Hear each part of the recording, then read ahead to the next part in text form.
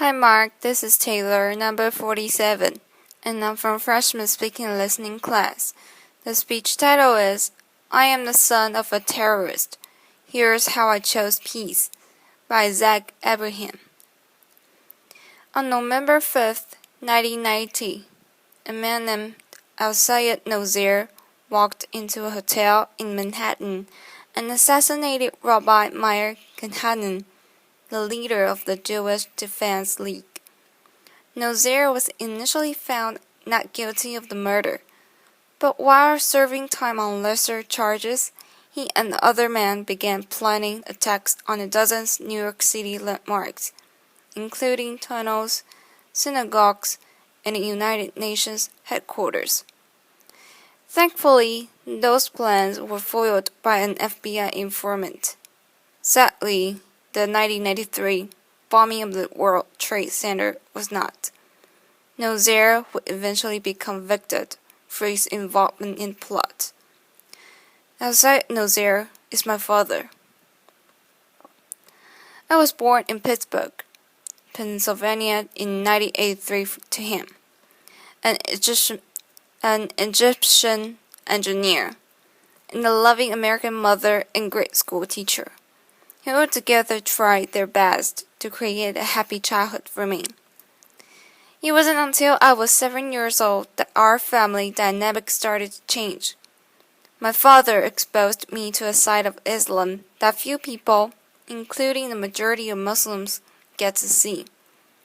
It's been my experience that when people take the time to interact with one another, it doesn't take long to realize that for the most part, we all want the same things out of life.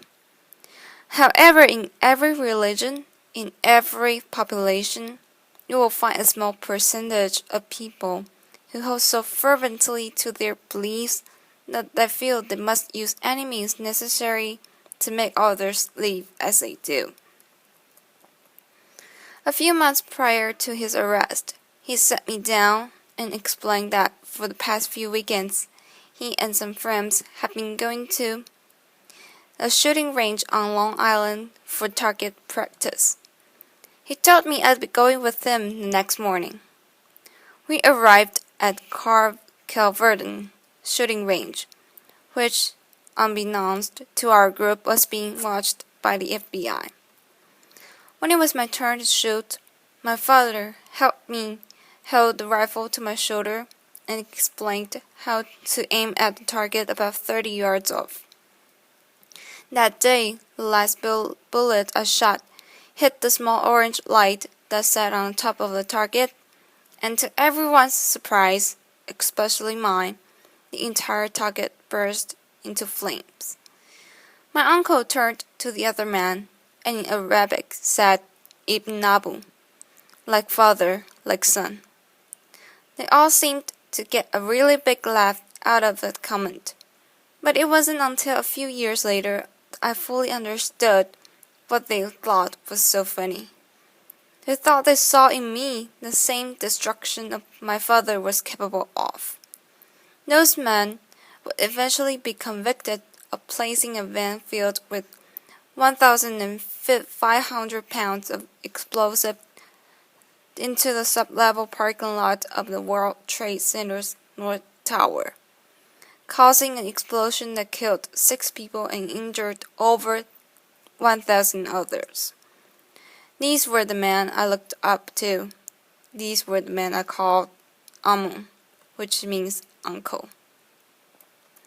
By the time I turned 19, I had already moved 20 times in my life, and that instability during my childhood didn't really provide an opportunity to make many friends.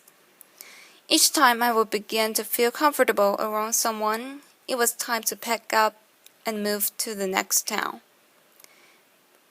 Being perpetual new face in class, I was frequently the target of bullies. I kept my identity a secret from my classmates to avoid being targeted. But as it turns out, being the quiet, choppy new kid in class was more than enough ammunition. So for the most part, I spend my time at home reading books and watching TV or playing video games.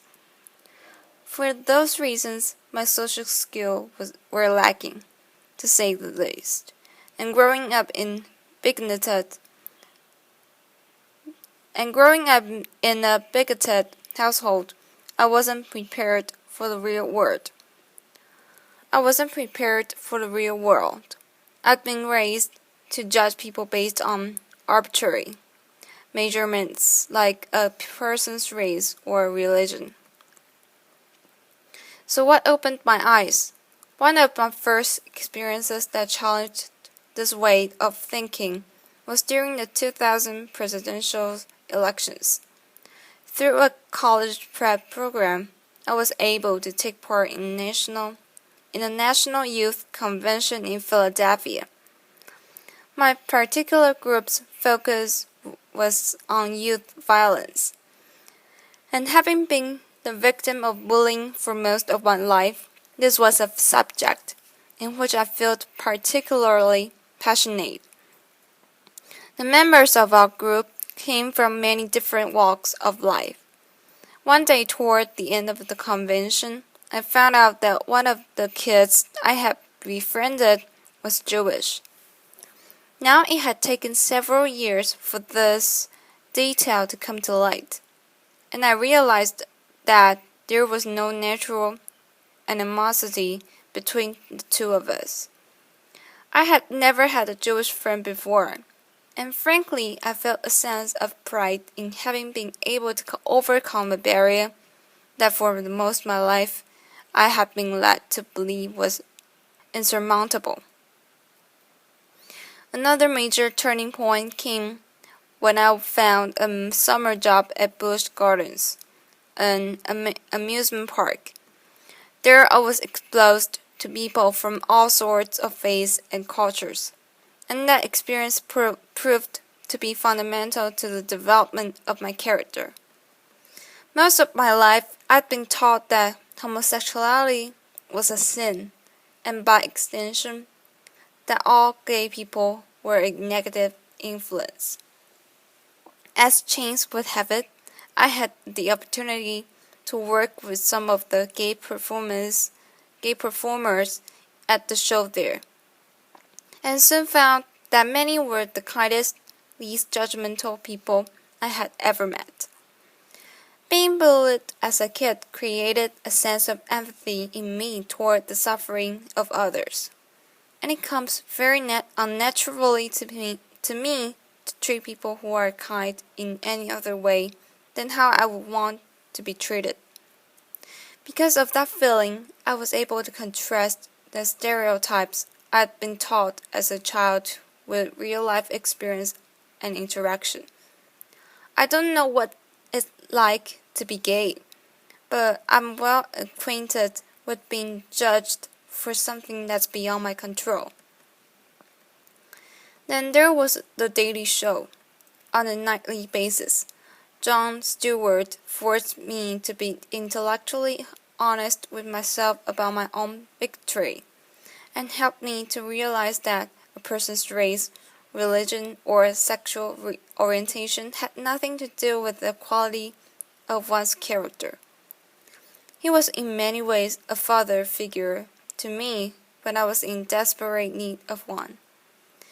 Inspiration can often come from an unexpected place, and the fact that a Jewish comedian had done more positively influenced my worldview than my own extremist father is not lost on me. One day I had a conversation with my mother about how my worldview was starting to change, and she said something to me that I will hold dear to my heart for as long as I live. She looked at me with the weary eyes of someone who had experienced enough dogmatism to last a lifetime, and said, "I'm tired of hating people." In that instant, I realized how much negative energy it takes to hold that hatred inside of you. Zake Ebrahim is not my real name. I changed it when my family decided to end our connection with my father and start a new life. So why would I out myself and potentially put myself in danger? Well, that's simple. I do it in hopes that perhaps someone someday who is compelled to use violence may hear my story and realize that there's a better way. That although I had been subjected to this violent, intolerant ideology, that I didn't become fanatized. Instead, I choose to use my experience to fight back against terrorism, against the bigotry. I do it for the victims of terrorism and their loved ones, for the terrible pain and loss that terrorism has forced upon their lives. For the victims of terrorism, I will speak out against these senseless acts and condemn my father's actions. And with that simple fact, I stand here as proof that violence isn't inherent in one's religion or race, and the son does not have to follow the ways of his father. I'm not my father. Thank you. Applause. Thank you, everybody. Applause. Thank you all. Applause. Thanks a lot. Applause.